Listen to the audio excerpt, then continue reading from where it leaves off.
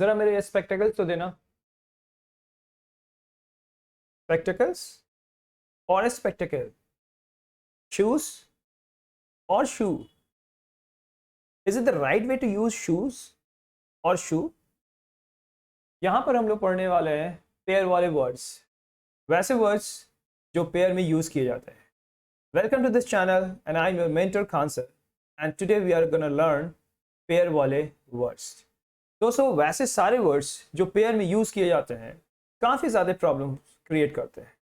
क्या उनका plural version use क्यों होता है या फिर उसको सिंगुलर के तौर पे यूज करते हैं? तो आज का हम लोग का सेशन इसी पर बेस्ड है। सारे पेयर वाले वर्ड्स के बारे में जानने की कोशिश करेंगे। तो फर्स्ट ऑफ ऑल हम आपको समझाएंगे कि पेयर वाले वर्ड्स का यूज या उसका ट्रीटमेंट कैसे किया जाता है। So let's we begin. Guys first of all we have to understand कि सारे के सारे पेयरिंग जो वर्ड्स है वो कैसे वर्ड्स होते हैं, मतलब कि वो हमेशा यूज किए जाते हैं एक जोड़े में, एक पेयर में। फॉर एग्जाम्पल मैं अगर बात करता हूं स्पेक्टेकल्स की, तो ऑब्वियस सी बात है कि स्पेक्टेकल्स में दो एक ही सेम प्रकार के पेयर होंगे, राइट, जिसको हम लोग अगर अलग कर दें तो शायद उस काम के लिए यूज ना किया जाए जिसके लिए उसका फॉर्मेशन हुआ, जो वो जिसके लिए वो बना है, राइट गाइस। तो हम बात ये करेंगे कि वो सारे वर्ड्स जिसको अगर हम उस पेयर से अलग कर दें तो क्या वो उस वर्क के लिए यूज किया जाएगा या नहीं, और अगर नहीं किया जाएगा तो उसका यूज सेंटेंस में कैसे होगा, उसका आखिर फॉर्मेशन कैसे होगा, वो दिखेगा कैसा, और उसके साथ कौन सा वर्ब भी यूज किया जाएगा। These are the most important points which I'm going to describe over here. So guys, let's we move on. So first of all, if I just talk about shoes, यहां पर आप देख रहे हो shoes, तो जरा कंसीडर करो कि पेयर वाले वर्ड्स कैसे हो सकते।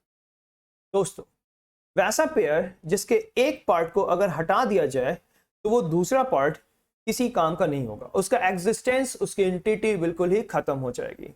फॉर एग्जाम्पल मैंने बात किया शूज की, अगर एक शू को हटा दिया जाए तो वो पहनने के काम में नहीं आएगा। किसी को पीट सकते हैं जरूर उससे, राइट, बट उसका यूज कंपनी ने पीटने के लिए नहीं बनाया है, राइट, उसका यूज पहनने के लिए बनाया है। लेकिन अभी तक शायद वैसा कोई फैशन नहीं आया है कि एक पैर में स्लीपर और एक पैर में शू पहन करके चले ताकि इसको अलग अलग कहा जा सके। तो दोस्तों जब भी हम लोग शूज का यूज करते हैं तो वो ऑलवेज पेयर में होता है। कुछ उसके पॉइंट्स हैं जो मैं आप लोगों के साथ में ये डिस्कस करना चाहूंगा। तो पेयर वाले वर्ड्स ऑलवेज जो होंगे, ऑलवेज पेयर वाले वर्ड्स ऑलवेज एस कैरी करेंगे at the end of the word, right. जैसे आप देख रहे हो शूज, राइट। तो अब ये शूज पेयर वाला वर्ड है। अब इसको यूज कैसे करेंगे? चार वे हो सकते हैं दोस्तों। फर्स्ट, पहला तो हम बोल सकते हैं shoes are missing, shoes are missing, very good. Shoes plural है और ये प्लूरल वर्ब ले रहा है। Y shoes? बिकॉज शूज का जब भी एंटिटी पहनने के अर्थ में हम लोग करते हैं तो वो आपका प्लूरल ही होगा क्योंकि वहां पे वो पेयर है। और वी कैन से एक वर्ड उसके आगे में लगा सकते हैं एंड वी कैन से अ पेयर ऑफ शू। यहां भी हमने शूज को ही यूज किया है, ये भी प्लूरल है। बट आप जान रहे हो ये बहुत सारे कॉन्सेप्ट मैंने बता दिया है पहले भी। When two nouns or pronouns join with the help of prepositions, the first noun would be the subject of that particular sentence. So according to this one, ये क्या है? A है, A का मतलब एक, one, right? और any you can say. तो ये एक पेयर है किसका? शूज का। तो यहां पर इसके according we need to use is, but not I mean according to shoes हम लोग यहाँ पे verb लगाएंगे। तो a pair of shoes is missing, we can say। तीसरा इसका यूजेस हम कर सकते हैं कि हम आ पेयर ना लिख करके ऐसे लिख दें कि पेयर्स हैं, बहुत सारे पेयर्स। जैसे मंदिर मस्जिद के बाहर में वो बहुत सारे जूते रखे रहते हैं, राइट, तो वहां पे बहुत सारे पेयर्स होंगे, पेयर्स ऑफ। तो इसमें भी अपन लोग शूज ही लिखेंगे, राइट, ये भी प्लूरल वर्जन होगा, राइट। तो शूज, पेयर ऑफ शूज, इसमें भी वही चीज, वही कंडीशन है. when two nouns are joined with the help of preposition, this is nothing but prepositions. the first वाला जो noun होगा that will be the subject matter of that particular sentence, and according to the number of the first वाला noun, इसके लिए अपन लोग यहाँ पे are को यूज करेंगे. are missing. I hope you are getting, guys. Very good. And in the third, fourth form, इसका क्या कर सकते हैं? Now it's a matter of consideration, guys. It's very important matter for discussion. I mean, I just want to grab your attention कि अगर मैं बात कर रहा हूँ कि अगर suppose कर लो कि तुम्हारे जूते में से एक कोई जूता खो गया है, right? तो उसके लिए हम क्या यूज कर सकते हैं? वहां पे तो हमें शू यूज करना पड़ेगा. Guys, try to understand. जितने भी पेयर वाले चीजें हैं, अगर उनका एक पार्ट का चर्चा करना है, एक पार्ट के बारे में डिस्कशन करनी है, तो फिर उसके आगे कुछ ना कुछ एडजेक्टिव्स, मॉडिफायर्स जरूर लगाएंगे, राइट? फॉर एग्जाम्पल, जो मैं यहाँ पे शूज लिखने वाला हूं, उसके लिए एक मैंने एडजेक्टिव को यूज किया है लेफ्ट और राइट. जो भी यूज कर सकते हैं. तो right or left shoe. Now we can easily write the singular form of this pair वाला words, right? Singular form है भाई, ये shoe है यहाँ पे, right? तो left shoe, यहाँ पे left shoes हो ही नहीं चल सकता क्योंकि दूसरा तो right होता है ना, right and left, right? तो इसमें दोनों में से कोई एक को यूज करेंगे, कोई एक एडजेक्टिव लगाएंगे, और उसके बाद अपन लोग इसमें is को यूज करेंगे. is missing, right? तो there are four ways, right?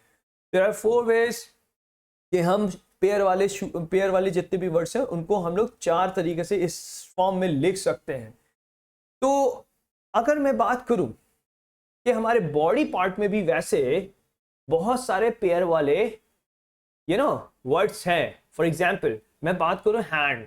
ये हैंड है ना, लेकिन मुझे नहीं लगता है कि एक हैंड के खराब होने से या कट जाने से ये आपको इफेक्टिव होगा. नहीं, ये आपका जो इफेक्ट नहीं करेगा, ये वैसे ही काम करेगा जैसे पहले कर रहा था, राइट?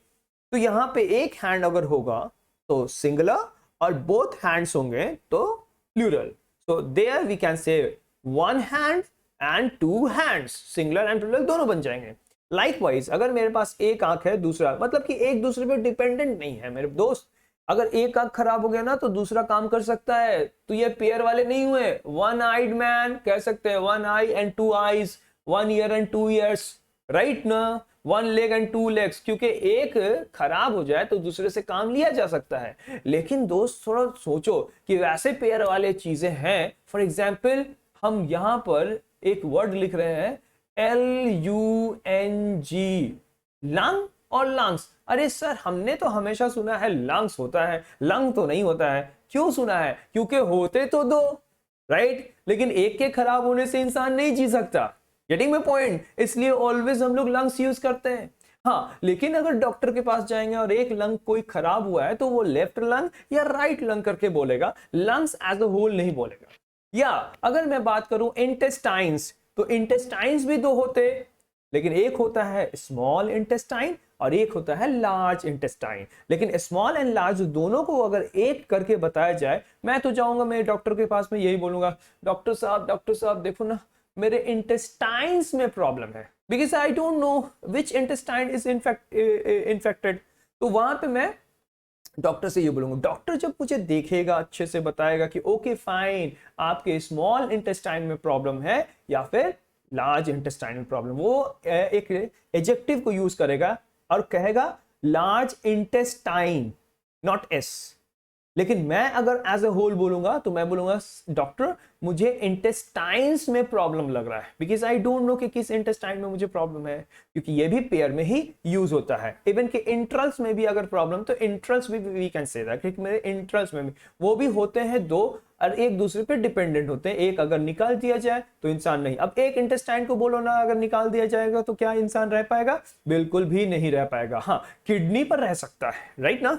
किडनी पर रह सकता है. इसीलिए एक है तो किडनी और एक से ज्यादा है तो किडनीज को कह सकते हैं. But lungs as a whole lungs ही कहलाता है. तो लाइकवाइज मैंने कुछ यहाँ पे एग्जांपल्स आप लोगों को दे रखे हैं, you can just go through that one. If I just talk about spectacles, so both the part, right ना, both parts must be over there. Spectacles, right. Binoculars, binoculars अगर मैं बात करूं तो बाइनोक्यूलर्स दूरबीन है. अगर मैं इसका एक पार्ट को तोड़ दूं तो ये टेलीस्कोप बन जाएगा. Getting my point. तो उससे हमें जो है उसका दूसरा काम हो जाएगा टेलीस्कोप का. लेकिन ये बाइनोक्यूलर्स क्या है, दूरबीन जिसको हम लोग बोलते हैं. सीजर्स, अरे बहुत अच्छा वर्ड है, क्या है भाई, सीजर्स. मैंने इसको रखा है ऐसे काटने के लिए, कटाक, and this one Kotak, right. देखो भाई बहुत अच्छा सीजर बनाया है, इससे कोई भी काम कर सकते हो. देखो सीजर्स क्या होता है, ऐसे दो ऐसे काटने के काम में आते हैं, राइट ना. अपन लोग अगर एक सीजर को यहां से ऐसे निकाल लिया तो ये भी निकल गया. क्या अकेला अकेले काट पाएगा, अकेला काट तो नहीं पाएगा, बस घोक पाएगा, राइट. तो ये काटने के काम में नहीं आ पाएगा.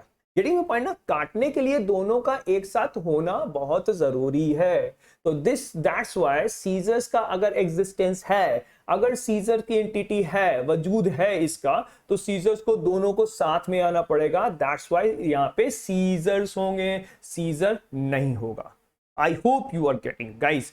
तो चलो, binoculars, goggles and jeans, pants, pyjamas, pantaloons, ये जितने भी ट्राउजर्स सारे के सारे पेयर में यूज करते हैं. इनका बिल्कुल एग्जिस्टेंस पेयर में ही होता है, दो मिलकर के ही बनते हैं. अब आप लुंगी को लुंगीज नहीं बोल सकते, राइट. स्कर्ट को स्कर्ट्स नहीं बोल सकते. यू नो व्हाई, क्योंकि इसमें पेयरिंग की जरूरत नहीं पड़ती है. I hope you are getting guys. ठीक है, तो आप 4 वेज इसको भी यूज कर सकते हो. किस तरीके से आपको यूज करना है, आप पेयर लगा के, पेयर्स लगा के, या फिर लेफ्ट एंड राइट, या स्मॉल एंड लार्ज, जो भी लगा के कर सकते हो. That would be, there would be 4 ways. According to these 4 ways you can just create the sentences. I hope you are just getting. Next concept के साथ मिलते हैं नेक्स्ट वीडियो में. Bye bye, have a nice day.